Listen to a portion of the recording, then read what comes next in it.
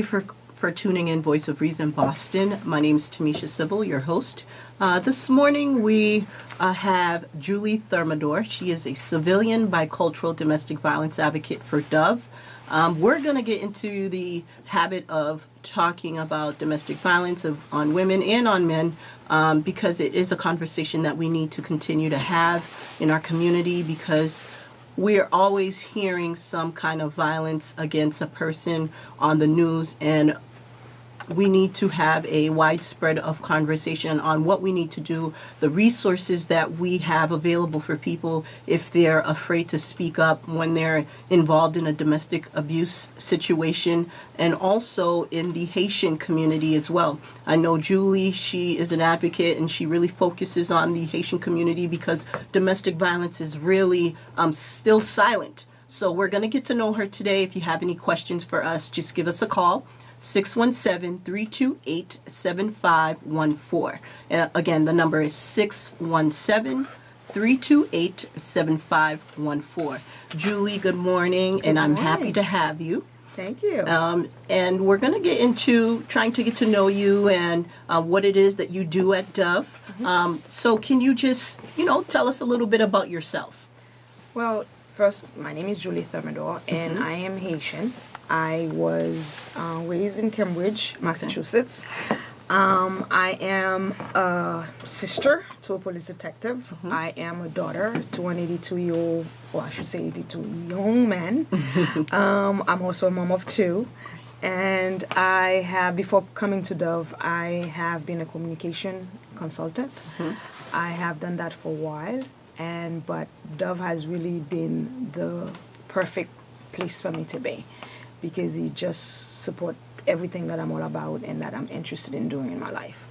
And most important than that, I enjoy doing what I do. I'm also a friend to many people. That's what actually set the stage for me being an advocate, because I can be comfortable with whoever I'm with. So that, I think, I also am a writer. I'm an artist. I create wearable art. That's my passion and hobby on the side. That's actually my go-to to relax from when I'm not working. Yeah. And that's basically an overall description of who I am. Now, it says that you're a civilian bicultural domestic violence advocate. What does that entail? It is a mouthful. It right? is it is a mouthful. Well, bicultural meaning that I'm Haitian, I'm also American. Okay. And I carry with me the same two cultures everywhere. Okay. I can't really separate them, but my core come from the Haitian community. And that's something you cannot get away from. And not that I would want to get away from that, because that's what makes me who I am. And as a bicultural advocate, my role at Dove was specific in hiring somebody that speaks Haitian Creole. Because trauma and domestic violence is hard enough to deal with. Yes. And then when you add the language barrier onto that, it becomes very difficult. And sometimes, as you know, in our Haitian community, we don't talk about things. No, we don't. And it's very difficult for someone to open up to another race, another culture, because they feel like they're not understood. And it's not just Asian cultures. It's also Asian cultures, any other cultures that do not relate well on the same level as American. They feel like they can relate better with someone they know. And that's what my role is as a bicultural advocate. And in that role, I work for Dove, I work out of 3 police departments, Milton, Randolph, and Hoboken. So I reach out to every single person. I read every single domestic violence report that come into those 3 police departments. And I reach out to the victims, and I either talk on the phone, we talk about safety planning, supportive counseling, or I would just send a letter if I cannot reach the person and let them know that we here at Dove to offer the services that they may need. Okay. And of course, if they don't want to talk, they're not ready, that's on okay. them. That's okay. When they're ready, we're there. There's no judgment at all. And also, I'm in the Quincy District Court in the restraining order sessions, where I support every single client that goes in front of the judge, because he get overwhelmed. Yes. When people go in front of the judge, they're nervous. And again, in our Haitian community, when you bring the law into it, going into court, they're not sure what to do. They get confused. Exactly. I know I've seen you work, and you've done a wonderful job with the clients that I've seen you with. Thank you.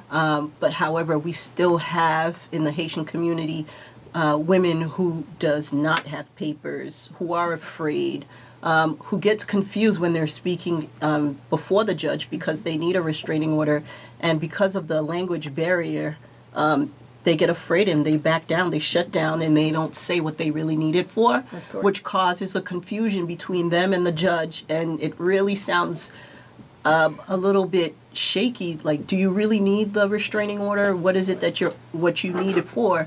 But yeah, there could be a great misunderstanding, especially when you don't speak English, Right. As a Haitian woman or a Haitian man, because I've seen Haitian men come for a restraining order. They don't get it because it's not really concrete of what they're asking for. That's correct. So- I must add to that, though. Every Friday before the restraining order session begins, Dove actually have me there so that I can support any and all people Break who it come down in to and break them. it down to them, Right. to actually talk to them about that. And there's also the notion where people don't know, they don't know what they don't know. Right. But you can have an interpreter. Yes, you Any can. language you need, you can have There it. is one available. There's one available. I cannot speak in front of the judge with anybody, for anybody, but I am there as a resource to actually inform them what they need, what they're looking for. I'm there.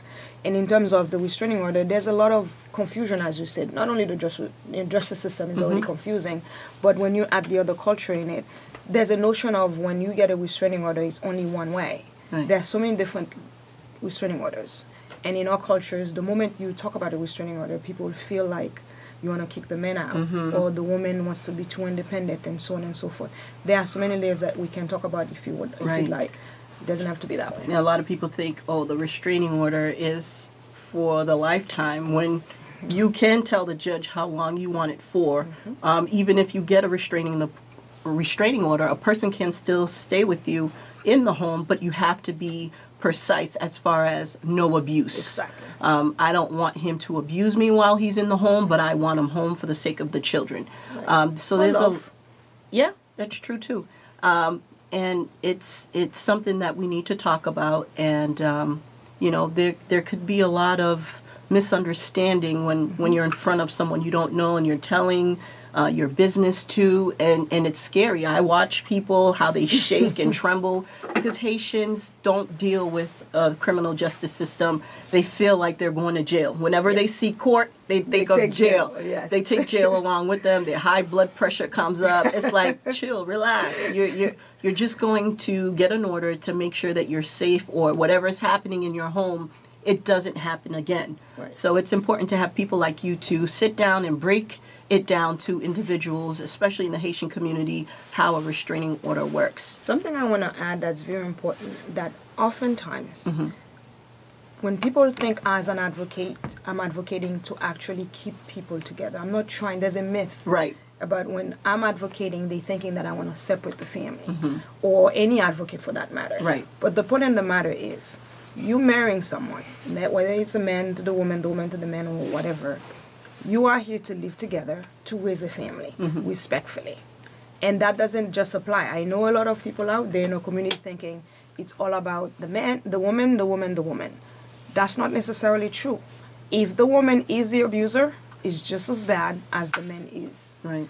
And the children also carry the trauma. Because a lot of time we think because we're doing it in the bedroom, in the quiet, the kids are in the living room, they don't feel it, they don't hear it. They have the energy, hear it, they yeah. feel it.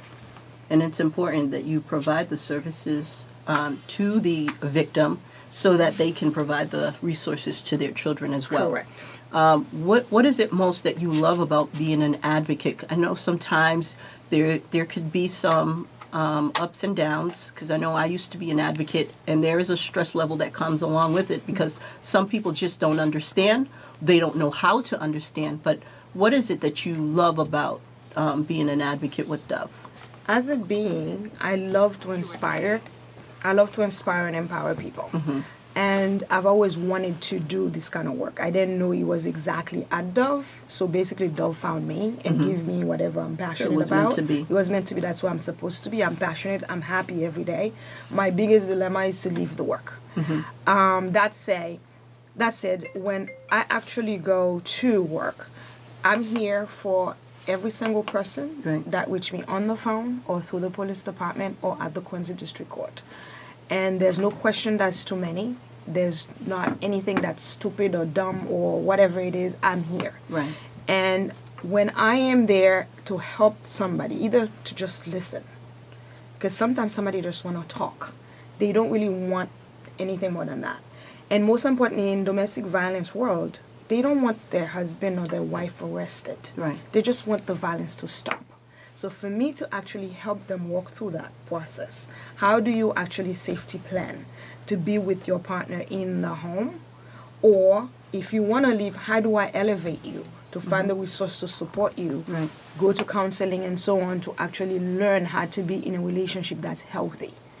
And that is what I'm really passionate about.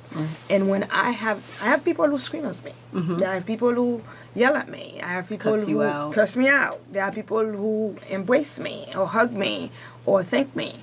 So it varies. But all in all, my focus is about me being present with every single person as if I never even done that before just 2 minutes ago. Every person that I'm in front of, I'm present for that person alone. And that's it. And it's important for the person to know that you are there for them at that time, being careful of what the needs of the person is, because sometimes these people come in, they're desperate. Yes, they are. They don't speak English. They don't know what to expect. They've never been in a situation like this. The person that they love is the one that's harming them. What should they do? Should they go? Should they stay? Where they're going to stay? So Right. it's very important to give that individual 100% your undivided attention at that moment. What are the things that you notice as being an advocate that you think we can improve on, whether it's in just the city of Boston or in the Haitian community, as being an advocate during the time of your work? Honestly, the main important thing, just like it's in the United States as we speak, we're not speaking up. And by not speaking up, it becomes something that we shame of, that we embarrass. Right. If we are in love or in a relationship with someone, we are not supposed to be quiet because this person is abusing us. We're supposed to come to an elder. We're supposed to come to a friend. But it's such a community where we actually sitting and shutting down and not talking. And most specifically, not just the Haitian culture. American culture is like that too. We're not talking. And until we start talking, having communications, open conversations, stop shifting the blame on the person who's being abused, we are not ever going to move forward. Victim shaming. Victim shaming. And it is not okay. And what I do at work at Dove is to actually let that person know it is not your fault. You are not at fault when you're abused.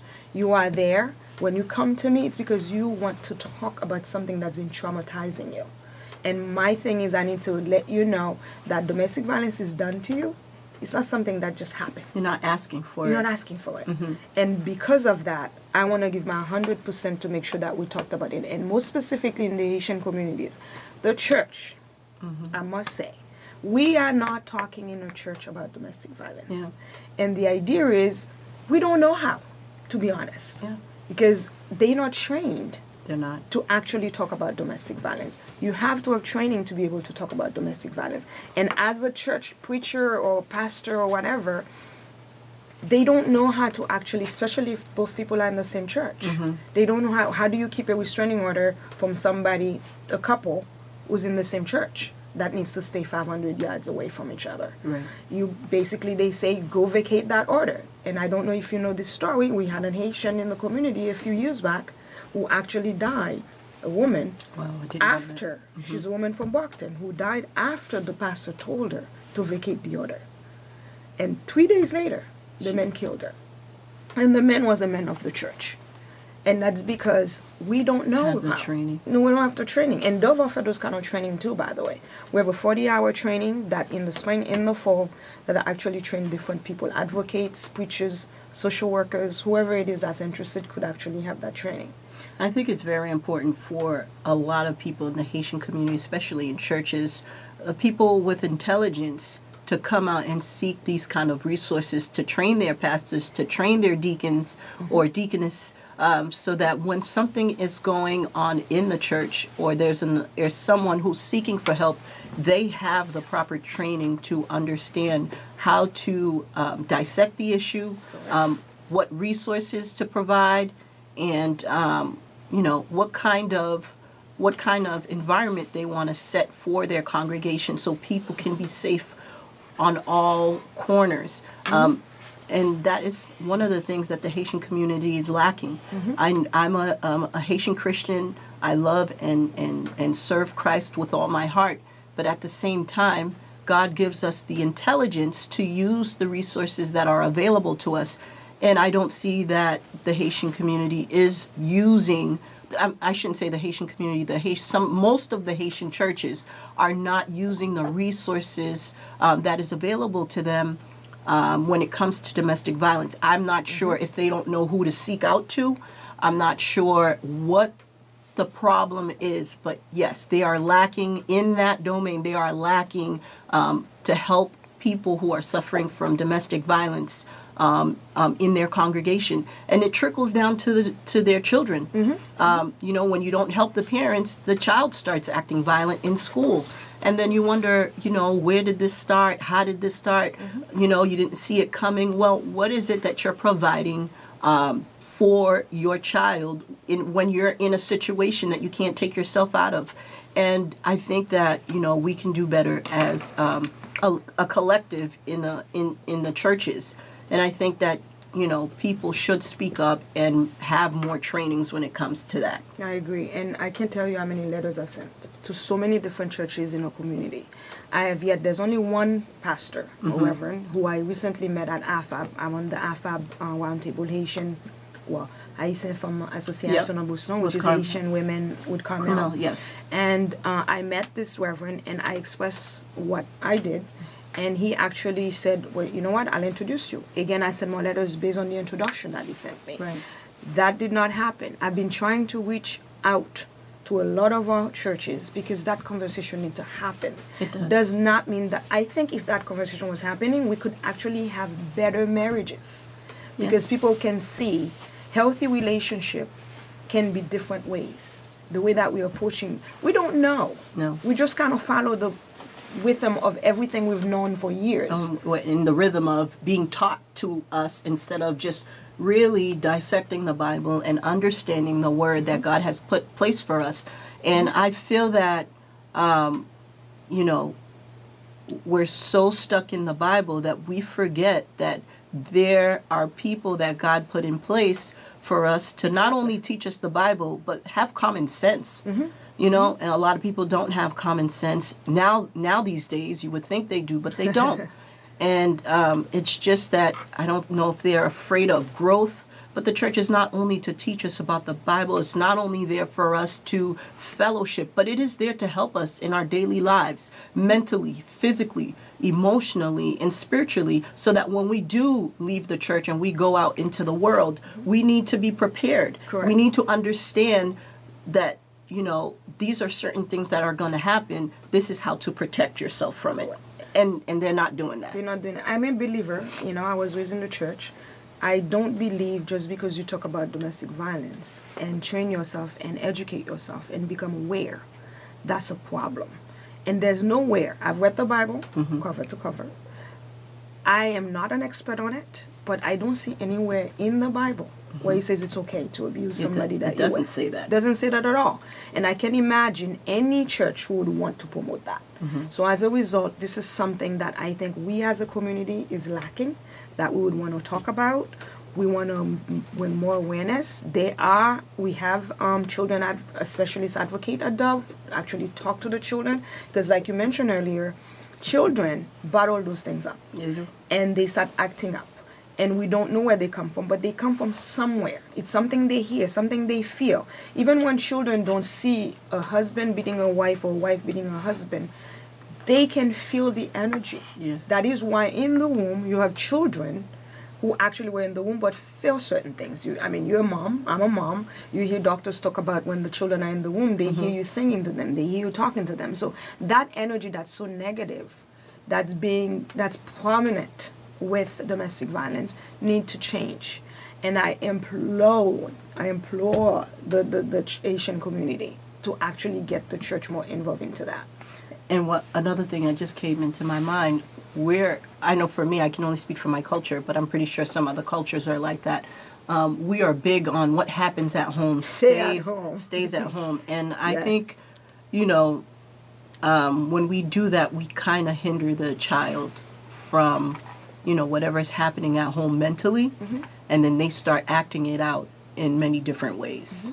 So the big thing is what happens at home, stay at home. You see your father abuse your mother, that's not your school's business to know that, or it's not anyone else's business to know that. What you see stays at home, and then the kids bottle all these things up. We need to understand children does not have the capacity to take all these things in, and people forget that. And then, you know, the children are strong, they're resilient. But resilient could be so many, it can be a negative way, it could be a positive way. So if you empower your children to actually be more somebody who's aware, who's educated about what's not right, that cycle of abuse can definitely stop.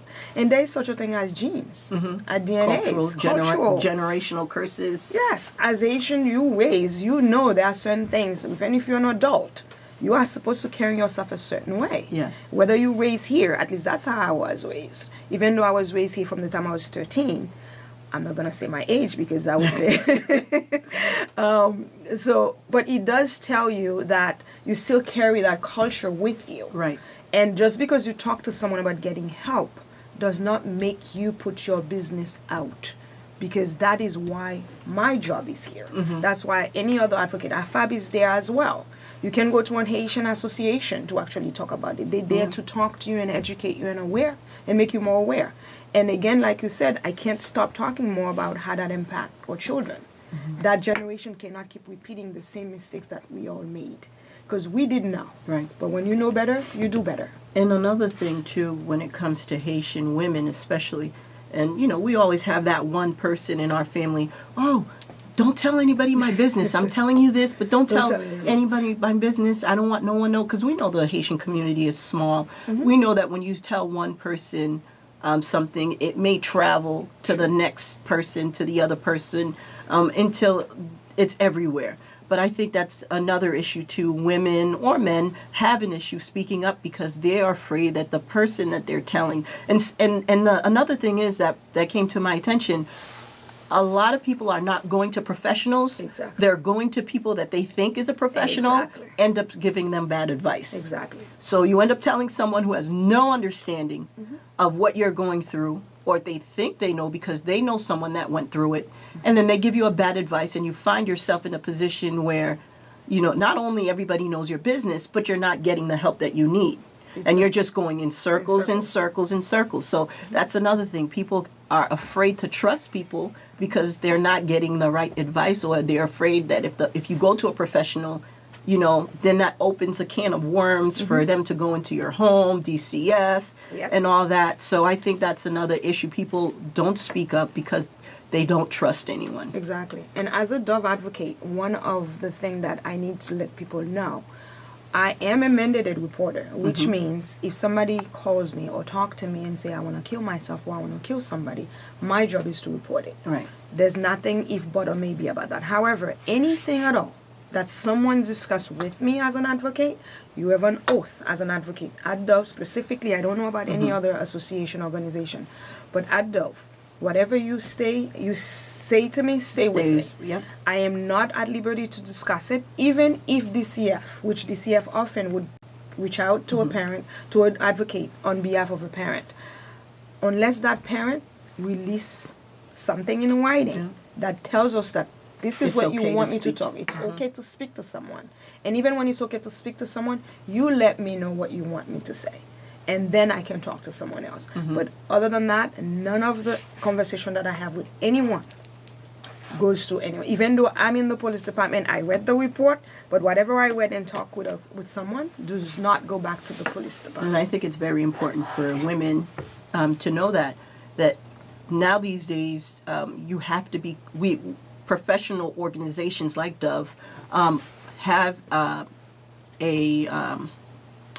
I forgot what it's called, but there is, it's confidential. Yes. And as an employee, people can get in trouble for that, disclosing your business to someone else without your permission. That's so if you're facing some type of domestic violence issue, if you come speak to Julie, she'd be able to speak to you. No, she is not at liberty to speak to anyone without your consent. Correct. What you say to her is completely confidential between you and her, unless you sign a release form. It's called a confidential information release form to discuss with any other third party about your situation. So I think that's important to know, because a lot of people don't know that. If I tell her, then she's going to run and tell DCF, or if I speak to this organization, they're going to tell, and then DCF is going to come to my house, take my children away. No, absolutely not. So if someone is giving you that advice, that is wrong advice. So wrong. And in the Haitian community, do you think we can do more as far as supporting women and men that is suffering from abuse, any type of abuse? I know this whole immigration thing, people, a lot of people are not speaking up, especially when they come in a visa, fiance visa. We hear that a lot, where a guy brings a woman from Haiti, and then that person is not working. She stays at home. She becomes a slave for that person. Isolation from the world, we can say, and then the person gets to abuse you without you speaking up. Correct. And this is, again, if people are talking, they will know. Just because you have a TPS, you have a visa, whatever it is that your status immigration is, that does not impact that you are being abused. There are laws that are separated from immigration. At Dove, we actually have an attorney that's focused only on immigration. So when you come and you express your situation, that attorney would find the right laws and support you from that perspective. I can't speak on that because I'm not an attorney. But we do have immigration laws that does not make you, they're going to deport you. Right. Granted, if you're the defendant, you're abusing somebody. Right, you get convicted. You get convicted. That's a whole different scenario. And that's in the district attorney's office. Right. This is not something that Dove can take care of. We do not deal with any of that. Strictly for the victim. Simply for the victim. And again, for the victim is about the support. It's about the safety. And just because DCF, something I want to circle back to, just because DCF is involved, does not mean your children is going to be taken away from you. They're just following protocol. Because there is a mental, a common mentality in the Asian community. The moment DCF is coming, my God, I'm going to lose my children. Any violence that happens in the presence of the children will be reported to DCF. Yeah, the police has a right to report that. Yeah. Just like I have a duty to report somebody who admit to me that they want to kill themselves or they're going to kill somebody, the police has a duty to report that to DCF. And when DCF come, just so I can give a little boost something, when DCF come, they really ask you questions. What kind of environment is the child in? They observe your home. They see what kind of parent you are. They see how the children are behaving. They watch the children interacting with you. It's just for them to know that that child or children are safe. Because not every environment actually create a safe environment for children. You may not talk about it in public, but there are environments at home that things are not necessarily safe for the children. And therefore, DCF is there to actually answer that. First of all, the system has too many kids already. They're not trying to take more of your children to put them in the system. Yeah, that's true. And another thing, too, that's important, a lot of women need to know, if you're going for a restraining order, and you're an immigrant, don't worry about, I'm an immigrant, I can't go and get a restraining order. You can get a restraining order if you're an immigrant. I mean, the judge doesn't care about your citizenship. They don't care about if you're here lawfully. They're here of providing you an order that you need to keep you safe. They don't ask questions about your immigration. No, they don't. And there's a misconception of that. And people need to know that. If you really need a restraining order, you have the right to get it. Don't worry about whether you're here legally or not legally. You just need an order to keep you safe from an abuser. You have the right to get it. Right. And I think a lot of people don't understand that. They don't understand that. And they also don't understand that a restraining order doesn't mean leaving the home. It does not mean that. You can have a restraining order for someone with, there are so many different levels of restraining orders. As you said earlier, there's a no abuse. Because if you are in the home, you constantly arguing and using bad words. Verbal abuse is just as bad. Financial abuse. It's not just that you hit the person. Psychologically, mentally, when you sit there and you're constantly using bad words and putting the person down, disrespecting that being that you are with, that is something that can have huge traumatic effect on someone. Sometimes I've heard people say they'll rather get beaten every day than the abuse they get from someone telling them things, making them feel less than. Nobody should make you feel less than. Yeah. And a restraining order can help with that. And if that's not where you want to be, you want to be in the home, you can go to counseling. I know in our culture we don't talk about counseling. They don't believe in that.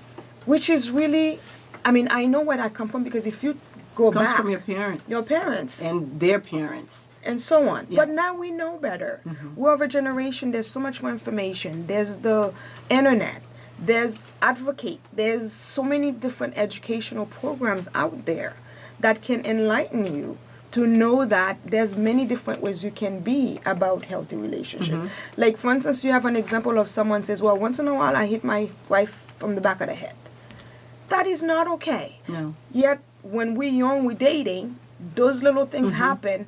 It's the same notion that we have here in America when you hear that little boy pulling the hair on a little girl, and it's, oh, he must like you. No, it does not. No. That is not liking somebody. You can always tell the person you look pretty, Yeah. as opposed to pulling their hair or hitting them on the back of their head. You know, you could hold your that loved one in your hand and said, oh my God, why can't you just listen to me? As opposed to hitting that person over the head. Granted, I know it can be hard sometimes. Not every relationship I can hold your face and say that, and I can be heard. I understand that too. But it does not have to be to this kind of abuse. And I think it's the educational piece too. There's a lack of education in the home, and then whatever you've learned when you were being raised, you repeat it to your children, and your children have this understanding now. You know, my parents said it was okay, or I see my dad do it, it's fine. And it's just the educational piece. And right now we're living in an age where everything is so available on the internet. Everything is just available at the tip of your finger.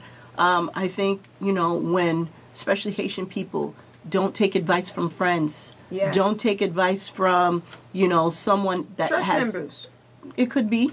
From that perspective. From that perspective, yes, they can pray with you so that God can give you a clearer vision as far as what to do. But these resources are available for you to have, for you to understand, and just, you know, like you stated, if you go to court, you don't feel comfortable speaking the little broken language you know, or the broken English that you know, ask for an interpreter. It is your right.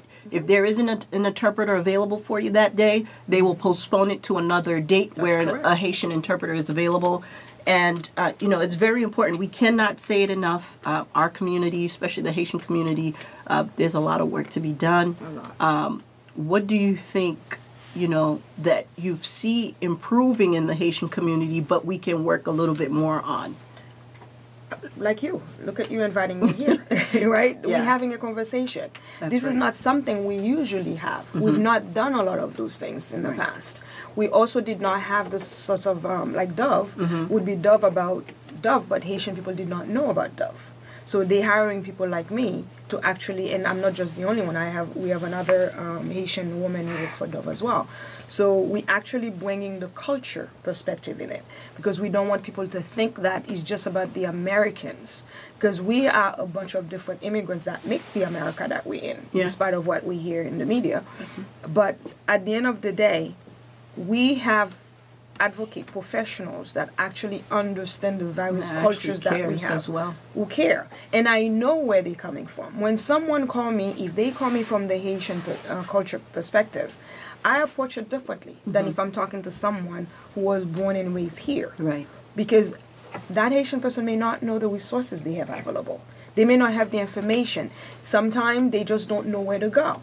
So that alone is already a big step. It's funny that you said that, because I cringe every time I see a Haitian person that doesn't speak the language well, that, you know, is doing or saying something that, you know, is just not aware.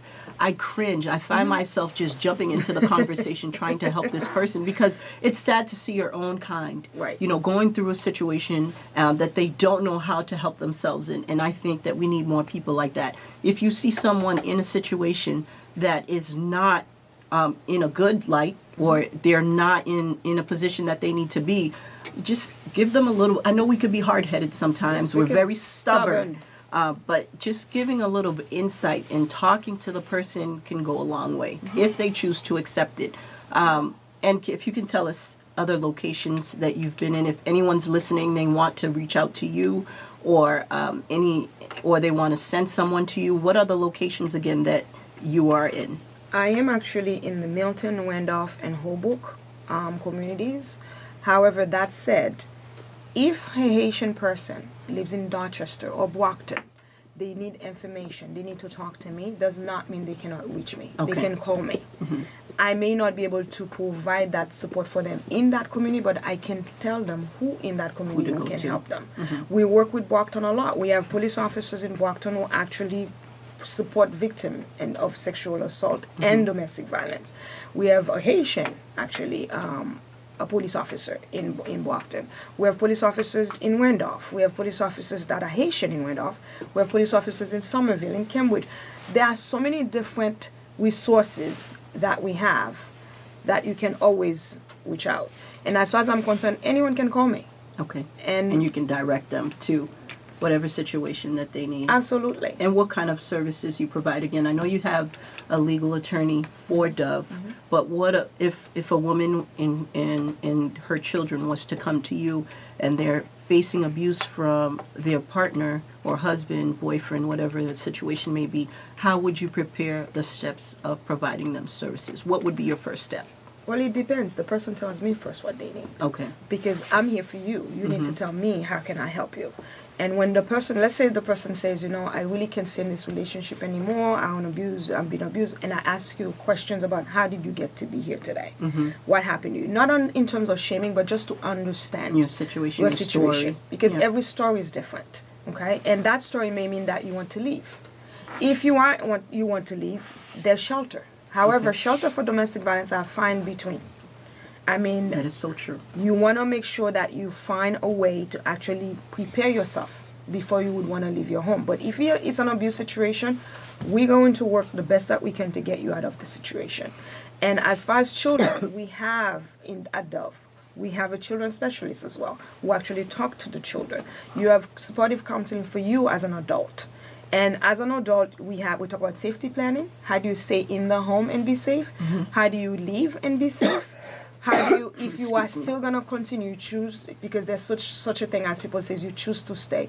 A lot of people don't choose to stay. They can't leave. It's not That's always true. easy for people to stay. You even hear it from people who are professionals say, why do they stay? It's not about that. It's because they don't have the means. Sometimes it's financial needs. Sometimes it's educational. Sometimes it's informational needs. So we're here to actually listen to what that person needs, and then I can guide you in whatever direction that you need. And these services are free, correct? Every single phone call service that I provide or anyone from Dove provide is free. The legal attorneys, representation in the probate court, because if you go into a divorce, you may not be able to afford an attorney. Right. An attorney is there. My services, I do work 9 to 5. However, if I do have a message, I will call the person. There is no phone calls that I don't call. I spend any time from 5 minutes to an hour plus on the phone with someone. And sometimes it gets overwhelming. But my role is not to judge, it's just to be there, be present, and listen and support. And I know that you're providing a wonderful service to people throughout the courts. I know you work at Quincy Court. I've seen you there plenty of times. What has Dove done for Julie as far as providing trainings for you to stay equipped, for you to continue to provide wonderful services to victims who are suffering from any types of abuse? What kind of trainings have Dove helped you to continue to do your work successfully? Dove not only offer an extensive training to every single employee who come there, you also get, the training is 40 hours, and you also, they offer it in the spring and the fall. We also have every single person in every single department trains you. Like an attorney will train you on what they do. So you understand how you can transfer that information. Like every single person train the first person that comes in as a new person. And you also have your background, whatever education you have, like in my case, communication. And you have, at Dove, Dove would pay for any training that you need. If you have a training you're interested in, They'll I provide have you. rape crisis training that I've gone to. I would be out of work for a whole week. Dove would pay me to go to that training so that I can be better informed and better educated so I can help people. I can have trauma. I can have police training. Whatever the training is that's necessary, that exists out there, that's being offered, Dove will pay for it. They will send you out of the state to If they actually have- do yeah. if they have to. And they have sent me out of state. They've sent me out of the catchment area, which is, the South Shore area, the Okay. Norfolk County area. So whatever it is that I need, I can't think of all the training I've done so far, but there is nothing right now that Dove has not done to elevate me to actually do the work that I do every day. That's wonderful. That's wonderful. And it shows in your work. And can you, as we wrap up, because I'm getting a sign we have to leave, can you tell us any upcoming events and your information? If anyone is listening or have a friend or a family member that would need to reach out to you, how can they do so? Well, in May, we're going to have the Dividends. The Dividends is a fundraiser for Dove, but also for the community and for our people. The Dividends is going to happen on May 2nd at the Granite Links in Quincy. It's a fun time to come. You can enjoy yourself, dance. It doesn't have to be just women. You can just come anyway. If you're a man, you're she or he or they, please come. You also have, at the end of May, the parade, the Haitian parade. Yeah. Dove is big on that. We have participated in the few years. The Milton Police Department support us a lot. They actually send their truck to help us out. We also have, what other event? You say, how do people reach me before Yeah. we lose the moment? You can reach me by email or by phone. My email is julie.thermidor@dovma.org. Thermidor is THERMIDOR, juliethermidor@dovma.com. Or you can call me on the phone, 617-831-8326. 617-831-8326. Again, don't hesitate. Call me, leave me a message. And if you don't remember those numbers, stop by the Milton Police Department, the Randolph Police Department, the Hoboken Police Department. Ask them for the Dove Advocate. You will get that information. And Julie, I want to thank you so much for stopping by and talking to us about what you do as an advocate in the Haitian community and also in the Norfolk County and Quincy District Court. And continue doing what you're doing because we need people like you. And also, I would like to thank all my viewers and especially Phoenix House for sponsoring this radio show. They are a domestic violence shelter that serves people who are underserved in the community of Boston, as well as people who are handicapped or wheelchair and any kind of disabilities. We want to thank them for that.